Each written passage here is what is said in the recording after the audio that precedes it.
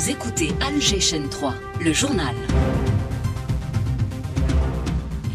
Bonjour Fatima Sharef, mesdames, messieurs, bonjour. Au sommaire de la matinale de ce samedi 15 mars, le partenariat public-privé entériné par le Conseil des ministres au mois de janvier dernier. Un texte de loi débattu par l'Assemblée nationale dans les semaines à suivre. Un cadre légal garantissant la notion de service public et rentabilité économique au cœur d'une rencontre organisée par l'UNEP, l'Union nationale des entrepreneurs publics.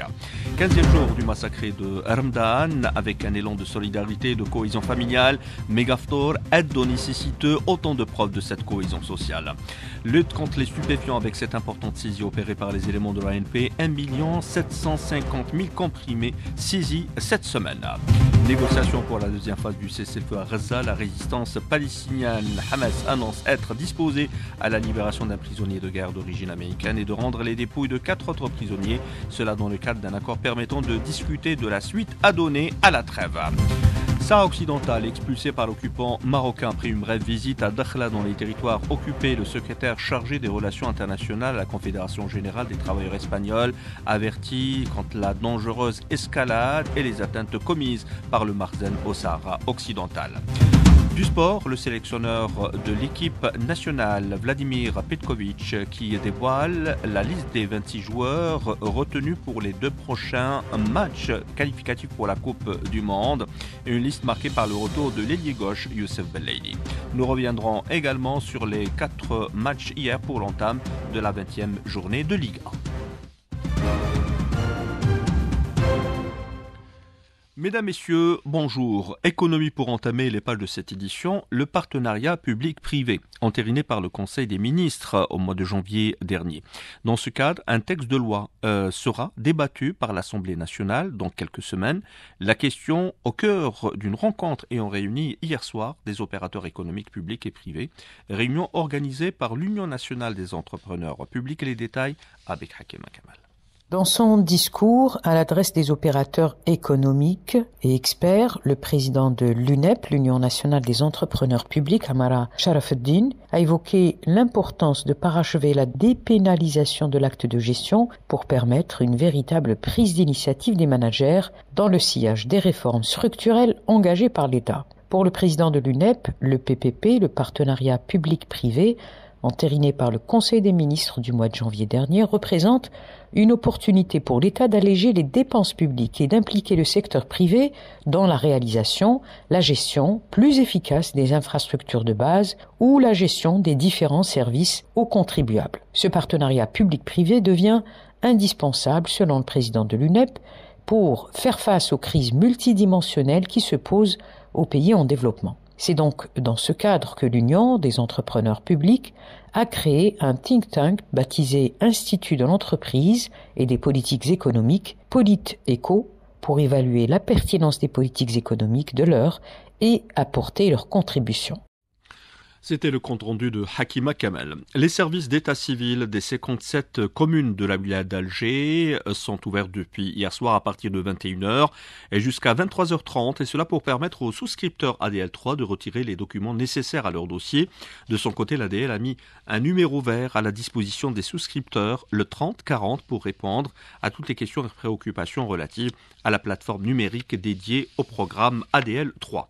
Lutte contre les stupéfiants avec cette importante saisie opérée par les éléments de l'ANP, l'Armée nationale populaire.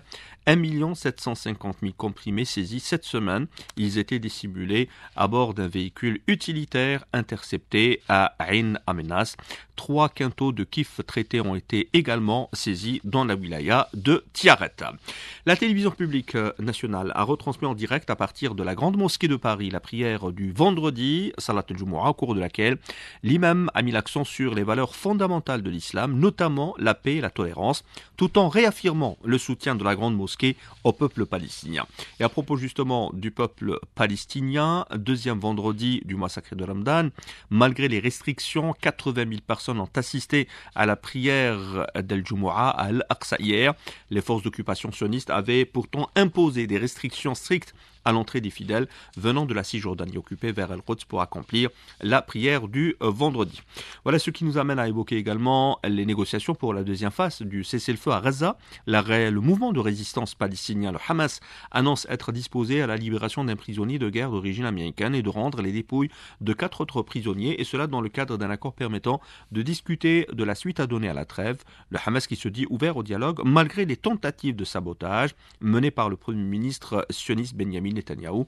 Je vous propose d'écouter à ce propos Youssef Hamdan, le représentant du mouvement en Algérie. Il en parle à Kalima Hasnaoui.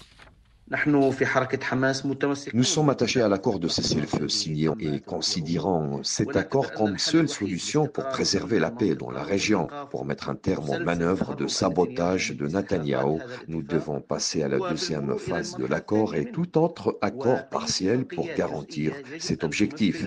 Malgré le refus de l'occupation d'honorer ses engagements, nous sommes ouverts à discuter et négocier de l'ensemble des points pour aboutir à un accord, ce qui signifiera la fin de l'agression, le retrait des forces de l'occupation et le début de la reconstruction.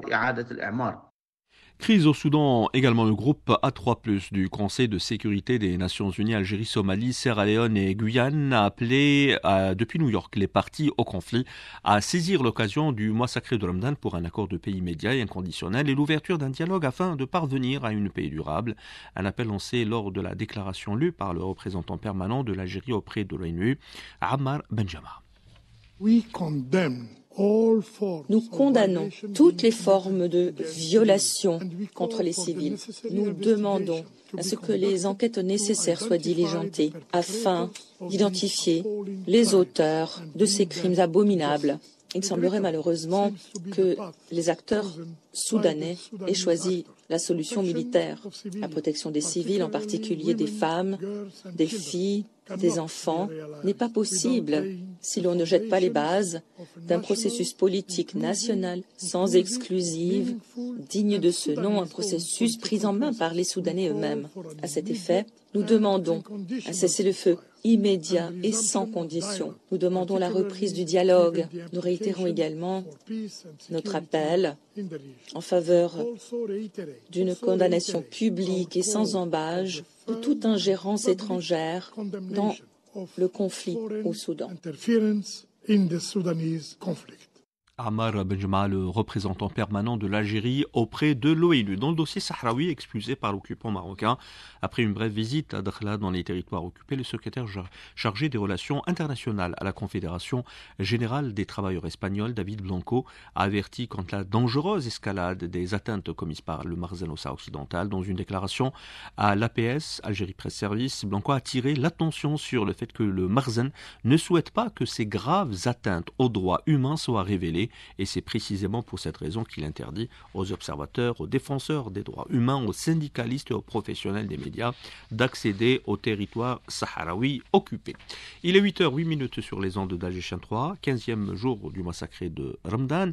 Nous nous intéressons à cet élan de solidarité et d'entraide avec cette table géante d'ailleurs dressée hier soir au profit des habitants de la commune d'Alger et communes limitrophes, un mégaftor à l'initiative de la commune d'Alger et qui n'en est pas à sa première initiative, une ambiance familiale et chaleureuse, bien accueillie par les citoyens. Sa table d'iftar collectif a été organisée particulièrement au profit des personnes en situation de handicap. Hier, 14 mars, coïncidait avec la journée nationale des handicaps. Et leurs parents étaient d'ailleurs présents, parmi eux Yamina, maman d'une enfant aux besoins spécifiques. On remercie la PC d'Alger Centre ainsi que la wilaya d'Alger pour cette initiative. C'était bien organisé. Surtout que les handicapés, c'était généreux de leur part.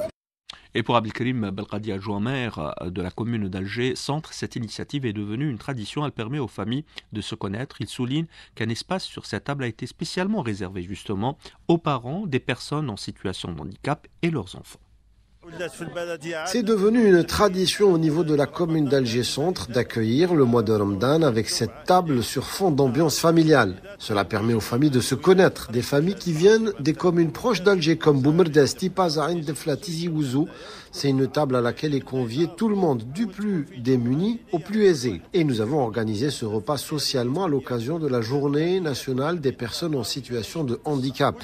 Nous avons préparé 2500 repas, dont 1500 pour les personnes aux besoins spécifiques que nous avons invitées et elles ont répondu à l'invitation. Nous avons également parmi nous les pensionnaires des maisons de personnes âgées et bien sûr les familles qui habitent Alger Centre, Bab el Oued, Oued Qouraish, Bab Zouar et Bousmaïl.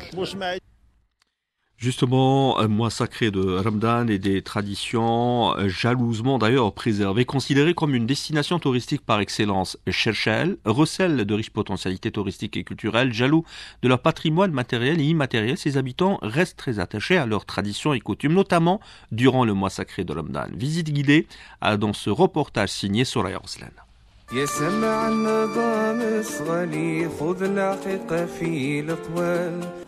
Avec ses vestiges datant de l'époque romaine, son architecture arabo-musulmane, Cherchel, autrefois Césarée, est une destination touristique qui recèle de riches potentialités touristiques et culturelles. Cherchel, c'est aussi ses traditions et son ambiance particulière durant ce mois sacré. Nous sommes allés à la rencontre de ses habitants. Première halte, l'Office local du tourisme qui abrite actuellement une exposition vente de produits du terroir.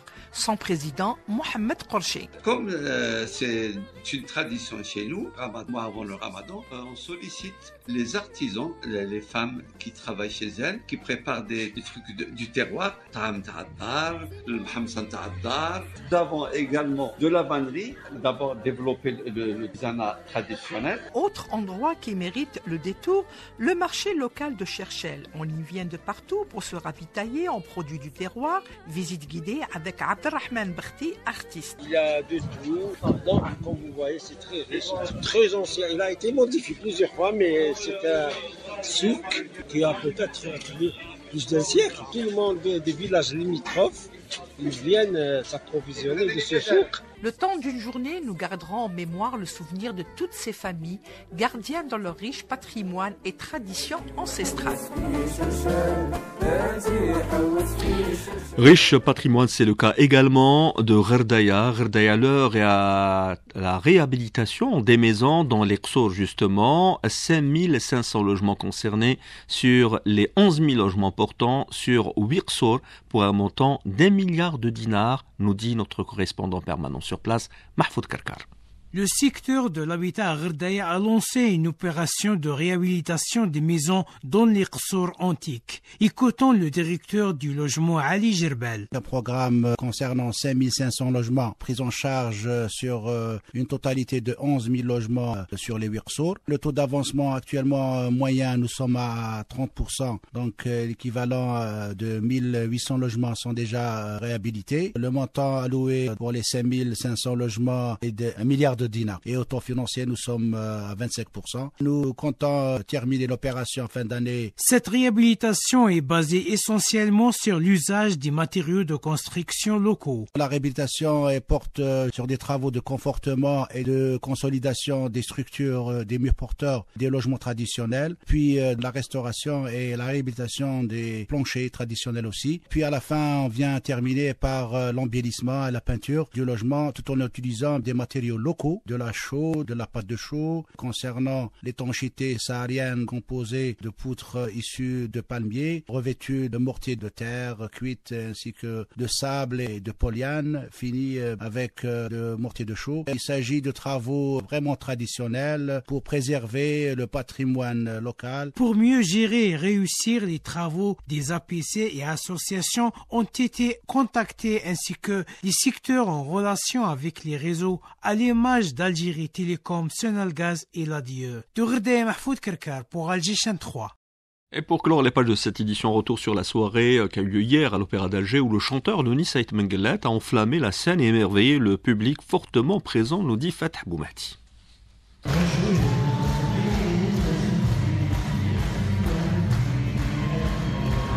Nouni Saïd Mengelet a enflammé l'Opéra d'Alger. Devant une salle comble, le public émerveillé a vécu une soirée exceptionnelle et inoubliable. Dès les premières notes, l'ambiance était au rendez-vous, portée par une série de titres qui ont fait vibrer la salle du début jusqu'à la fin. Tous sont sortis satisfaits du concert. C'était génial, j'ai adoré, l'ambiance était incroyable. C'était une excellente soirée, j'ai dansé, je me suis défoulée, c'était une soirée inoubliable. On s'est bien amusé, il y avait une ambiance de malade, fantastique, inoubliable. Je suis venue avec mes parents pour assister au concert de Ait Mengelet. J'ai adoré, une soirée inoubliable pendant ce mois de Ramadan. Vraiment, l'ambiance était au rendez-vous comme à chaque fois. Et la tournée continue après ce succès à Alger. L'Ounissa Ait Mengelet se produira ce soir à Tizi Ouzou où son public l'attend avec impatience. Et pour terminer, l'actualité sportive marquée notamment par la liste dévoilée hier par le sélectionneur national dans la perspective des 2 prochains matchs de qualification pour la Coupe du Monde retiendra notamment le retour de l'ailier gauche Youssef Belaïli avec Rostom Yahya Sherif. On reviendra dans quelques instants dans Matin Sport également sur les résultats de la 20e journée de Ligue 1 entamée hier. Voilà, c'était là la dernière information de cette édition réalisée par Sidali Djilali. Tout de suite, les couleurs du ciel avec Fatima Chalef.